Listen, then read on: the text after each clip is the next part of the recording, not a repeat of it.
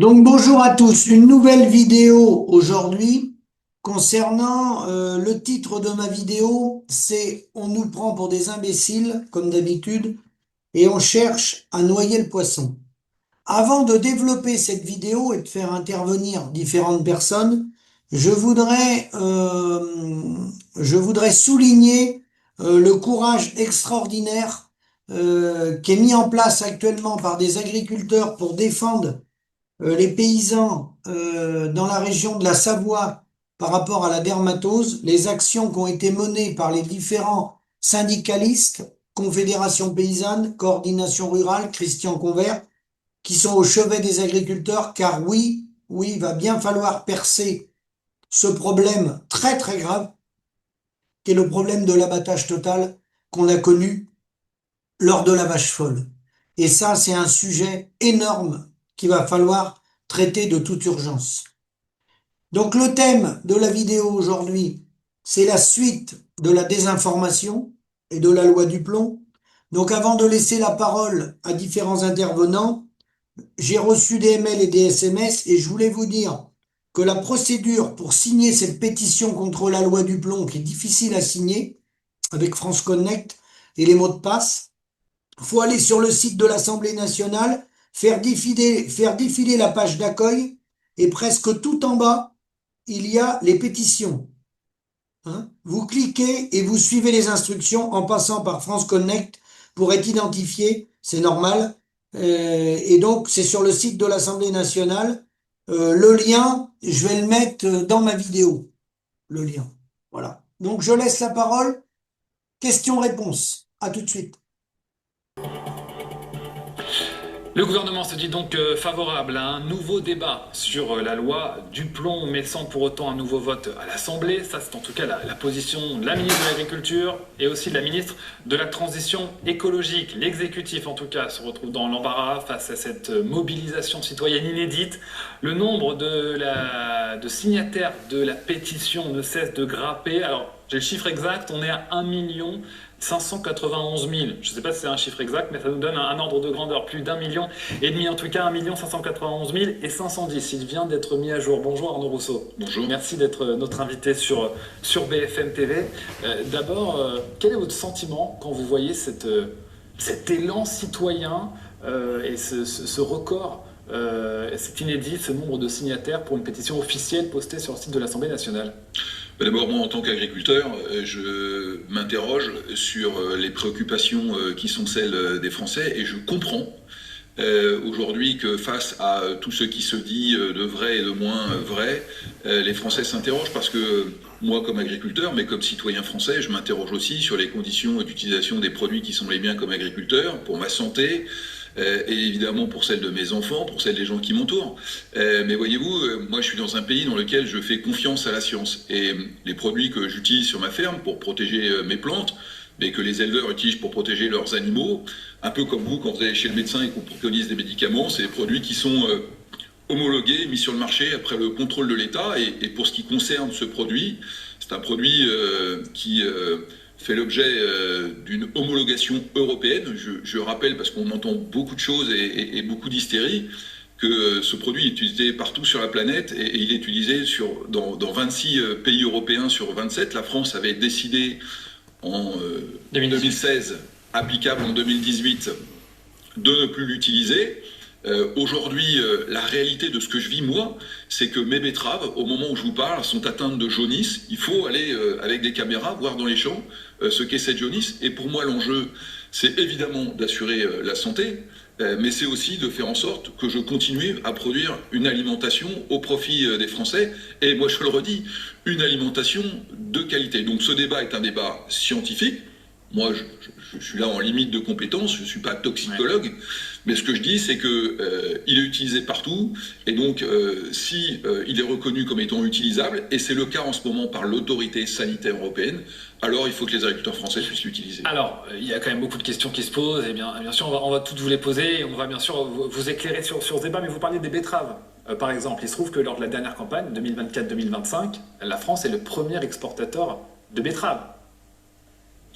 Alors d'abord, la France exporte du sucre, mais elle en importe aussi beaucoup. Vous savez, notamment des sucres de canne, qui sont les principaux sucres dans le monde.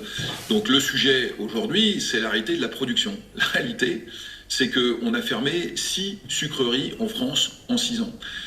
Et moi, je ne voudrais pas qu'on oppose l'aspect, parce que j'entends depuis quelques jours, et notamment avec les propos de Sandrine Rousseau, l'aspect rentabilité-économie qui s'opposerait à l'aspect santé et responsabilité. Moi, comme agriculteur, si demain l'autorité, encore une fois, sanitaire européenne me dit ce produit est dangereux, on le retire, dont acte, et il sera retiré partout en Europe. Et d'ailleurs, je veillerai à ce qu'il ne puisse pas être importé, ce qui me paraît aussi une mesure de bon sens. Mais pour vous répondre, le secteur betteravier en France, il est en danger.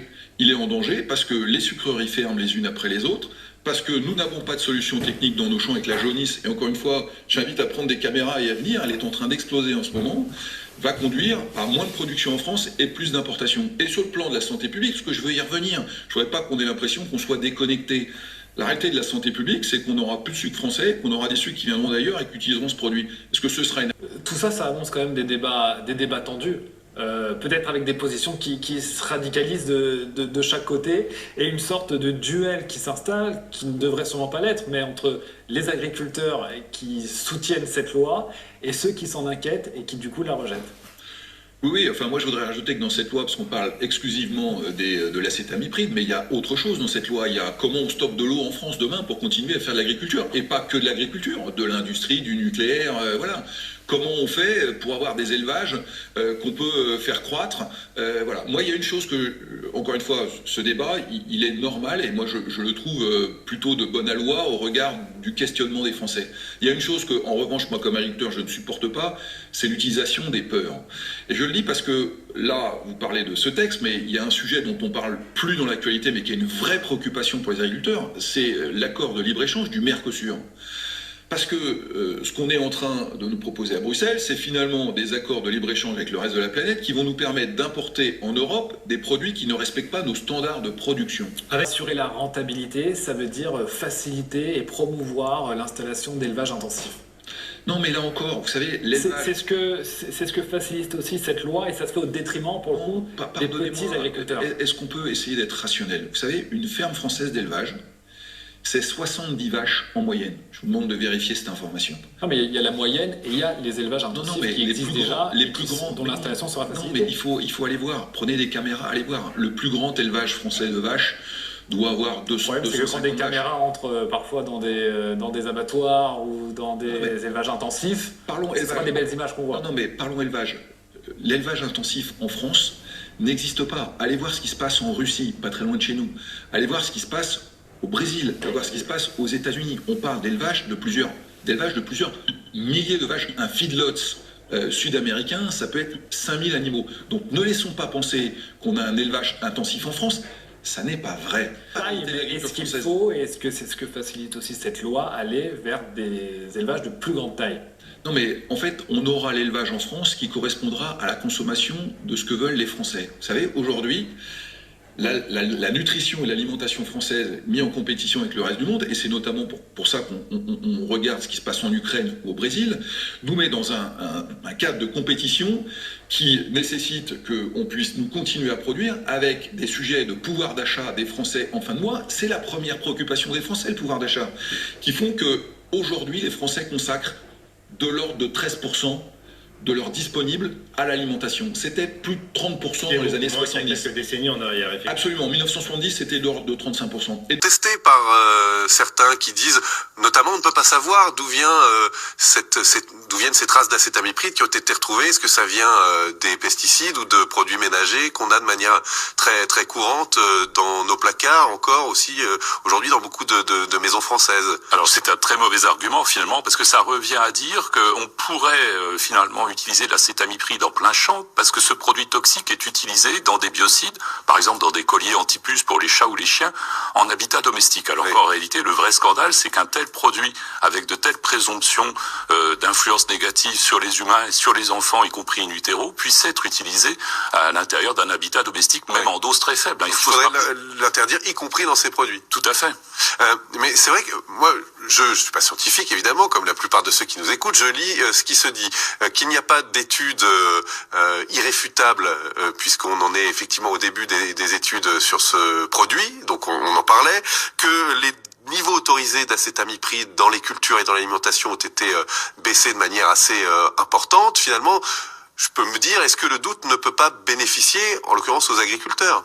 Alors le problème, en fait, c'est précisément que le doute, en l'occurrence, n'est pas raisonnable. En l'occurrence, il y a quand même des dizaines de travaux qui montrent que l'acétamipride est toxique, qu'elle peut avoir des toxicités chroniques très importantes sur des insectes pollinisateurs. Donc ce qui va profiter, par exemple, à la betterave à sucre, va nuire à des cultures qui ont besoin d'être pollinisées, qui sont dans le champ d'à côté, comme le colza. Sans pollinisation, 30% de production en moins. Et puis d'autre part, on a aussi ce problème de compréhension de ce que c'est que le voyage d'une molécule dans un environnement naturel. L'acétamipride est très soluble dans l'eau et reste dizaines de jours dans le milieu naturel après avoir été administré dans un champ, et on le retrouve par exemple jusque dans l'eau de pluie. Donc ce qui a été démontré récemment au Japon. Donc c'est un produit qui a le potentiel d'exposition très important pour l'ensemble de la biodiversité, humain y compris. Mine de rien, d'une mission de lobbying de la FNSEA. Donc, comme vous l'avez rappelé, il y a eu les manifestations agricoles en janvier 2024. Puis, dans l'été, la FNSEA fait paraître une sorte de loi idéale dans laquelle elle liste un certain nombre de revendications. Et la loi du plomb, à la fin de l'année, la proposition de loi du plomb, reprend un certain nombre de ces revendications.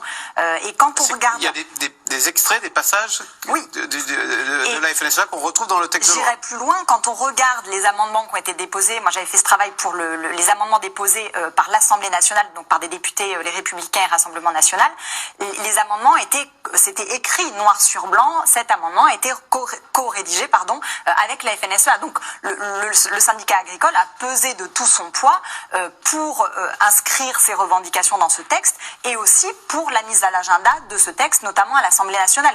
Il n'était pas prévu au départ que ce texte soit examiné aussi vite par les députés, mais il y a eu des pressions, notamment d'Arnaud Rousseau, pour qu'il soit inscrit au plus vite.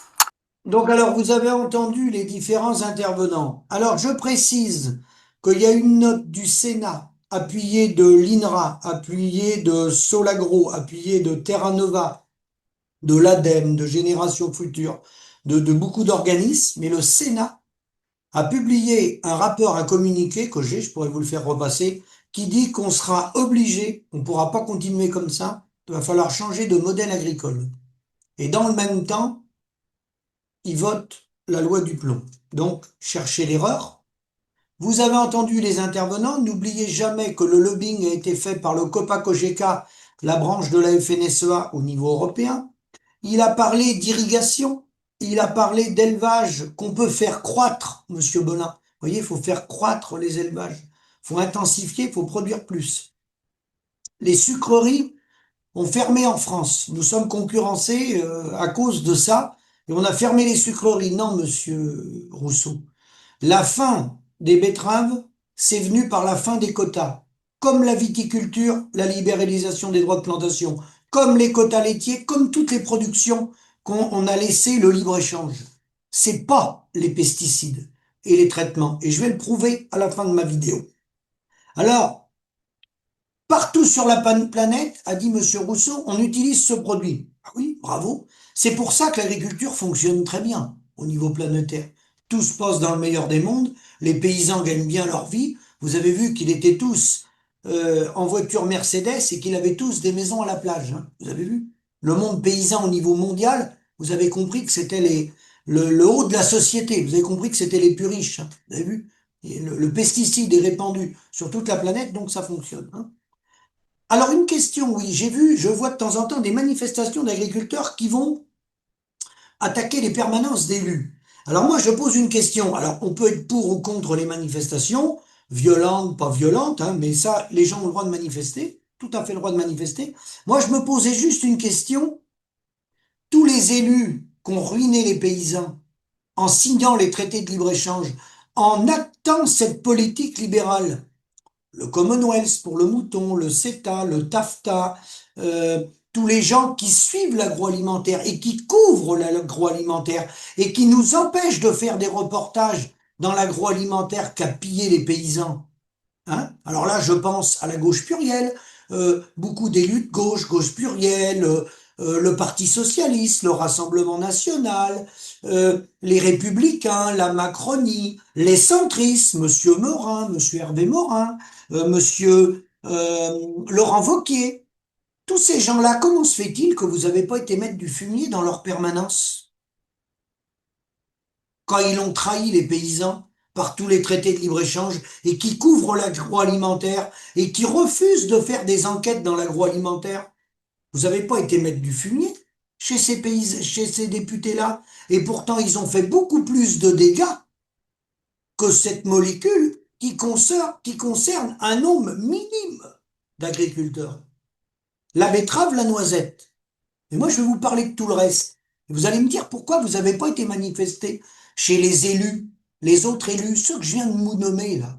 Tous ceux que je viens de vous nommer là, qu'ont signé les centristes, le camp Bayrou, le Rassemblement national, les Républicains, le Parti socialiste, Monsieur Glucksmann, Monsieur Strauss-Kahn dans son temps, tous ces gens-là. Pourquoi vous n'avez pas été mettre du fumier chez ces gens-là? C'est eux qui ont détruit les paysans. C'est pas cette molécule. Alors ensuite, il a dit, on sera concurrencé, je parle de Monsieur Rousseau, par le Mercosur. Ben, c'est la raison pour laquelle lui, il a monté une usine d'aliments, la société Mix Science au Brésil, et que le groupe Avril est sur tous les continents, et que Unigrain, le bras des céréaliers, des financements du groupe Unigrain, le financement des céréaliers créé en 1963, finance l'agroalimentaire, l'agro-industrie dans tous les continents. Il peut nous en parler du Mercosur. Et le groupe InVivo, qui est rendu avec les startups au sommet de Davos, il n'a pas d'influence, lui? Pas un mot de la part de Monsieur Rousseau, je dis Belin des fois parce qu'ils se ressemblent, sur l'agroalimentaire et le pillage des paysans. Alors, je vais y revenir. Il a parlé des consommateurs qui étaient responsables, le panier de la ménagère, le pouvoir d'achat, 13%, ça je me le garde pour la fin. Alors, dans le même temps, sachez que Monsieur Retailleau était aujourd'hui avec la ministre de l'Agriculture dans une exploitation pour défendre les paysans qui ont besoin de produire, qui n'ont pas besoin d'être ennuyés, faut pas les attaquer, parce que dans les parcelles des paysans, il y a des rodéos, il y en a qui font du rodéo avec des motos, des quads, etc. Vous croyez qu'on nous prend pas pour des imbéciles? Je crois que le mot imbécile est même pas assez fort. Alors ensuite, revenons à la loi de monsieur Duplon. Pouvez-vous m'expliquer pourquoi on importe 36% de notre alimentation? Pouvez-vous m'expliquer pourquoi la production de lapins est en phase d'extinction, ruinée par l'agroalimentaire et la grande distribution? Les vaches allaitantes, la production de vaches allaitantes, que les gens gagnent pas leur vie. Vous pouvez m'expliquer de quoi ça vient? Ça vient pas de ça, hein. Des néocotinoïdes, il n'y en a pas besoin pour ces productions-là. Le mouton, les producteurs de moutons, ruinés par le Commonwealth. Là, aurait peut-être fallu aller mettre du fumier. Vous voyez, chez les élus de droite et du PS. Mais vous avez oublié d'y aller, là, les gars. À ce moment-là, les producteurs de moutons qui se sont pendus. Je peux en parler, moi, de tous les producteurs de moutons qui se sont pendus. À 4 € le kilo dans les années 80. Personne n'en a parlé de ça. La production laitière, c'est pas les néocotinoïdes non plus, on n'en utilise pas. Le poulet, le canard, le veau de boucherie. Et venons maintenant à ceux qui utilisent les pesticides. Les fruits et légumes, lorsqu'il y a eu l'entrée du Portugal et de l'Espagne, c'est les phytosanitaires qu'ont ruiné les producteurs de fruits et légumes? On avait les mêmes phytosanitaires qu'eux. Les mêmes. On a été ruinés par la théorie de Ricardo, par le libre-échange, par le moins-disant social, par la main-d'œuvre à moins cher. C'est ça qui a ruiné les producteurs de fruits et légumes. C'est pas les néocotinoïdes. Et la production de tabac.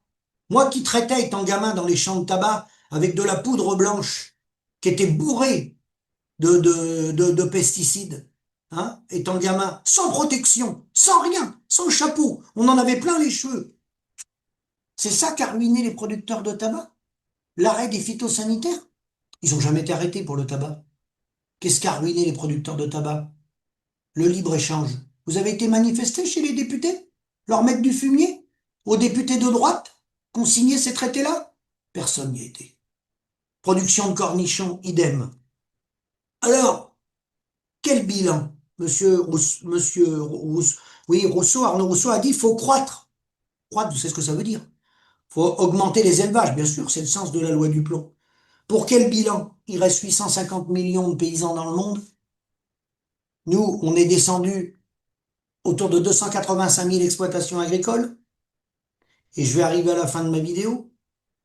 On a toujours utilisé les phytosanitaires jusque-là, à part cette molécule-là, depuis quelques années. Mais les autres, on les utilise. On est bien d'accord. Vous pouvez m'expliquer pourquoi il y a 2 200 000 hectares en friche en France? Pourquoi ils sont en friche, ces terres-là? C'est l'absence de rentabilité. C'est pas l'absence des phytos. Parce qu'il y a un temps de production où on n'en a pas besoin. Le lait, la vache allaitante, tout ça, on n'en a pas besoin. Le culture du blé non plus. Pourquoi il y a 2 200 000 hectares en friche? Pourquoi il y a 450 millions d'hectares en friche dans le monde? Ils les ont eux aussi, dans le monde. L'utilisation des phytosanitaires. Et on cultive que 4,9 milliards d'hectares. On a un potentiel d'hectares au niveau du monde non cultivé. Donc on n'a pas besoin d'intensifier l'agriculture. Alors après, j'arrive dans la dernière minute, ma conclusion, la plus belle. J'ai vu des commentaires, ça vole tellement bas. Il y a le rodéo de Monsieur Retailleau, faut mieux en rire, hein, le rodéo. Et puis il y en a des gens qui ont dit, si la loi passe pas, va falloir interdire aussi les insecticides sur les colliers des chats et des chiens chez les particuliers. Vous voyez à quel niveau on peut descendre. On peut l'interdire, hein, c'est pas le problème. Vous avez vu mes intervenants. Mais je vais finir par la chose la plus sérieuse. Vous avez entendu le Premier ministre de la France, Monsieur Bayrou, qui a déclaré que la dette de la France est montée de 5 000 € par seconde. Alors je vais me permettre de le corriger. Parce que s'il a fait des cours d'économie, moi j'en ai fait quelques-uns. C'est 1 585 € de la seconde que nous coûte l'intérêt de la dette. S'il veut débattre, je suis prêt à débattre. Et la dette liée au monde agricole, j'ai pris la fourchette basse pour pas me faire attaquer, c'est 5 400 € de la seconde que ça nous coûte en France le modèle agricole. Alors parler du collier des chiens, des chats, parliez de dire lui il est bio, lui il est pas bio, lui il est en biodynamie, 5 400 € de la seconde que nous coûte le modèle agricole tout confondu, et j'ai pris la fourchette très basse. C'est probablement 5 800 ou 5 700. J'ai pris 5 400. Et Monsieur Rousseau ose nous dire 13% de la consommation des ménages. Non. Mensonge grave. Mensonge très grave. Détournement de l'opinion publique. Retenez mon chiffre. 5 400 € par seconde que coûte le modèle agricole. Je compte tout, hein. L'impact sur la santé, la PAC, les financements, la banque publique d'investissement, et je suis trop court. C'est plus que ça. Et on va oser nous dire qu'on est, soi-disant, des écolos, des fascistes, avec 5 400 € de la seconde. Et on n'a pas le droit de prendre la parole et de contester la politique du gouvernement et la politique de la FNSEA qui met sur la paille les paysans avec des dépenses comme ça. Vous imaginez les dépenses? C'est vous, hein, qui payez ça, par vos impôts directs et indirects, hein. À méditer, à la prochaine vidéo. Merci et à bientôt.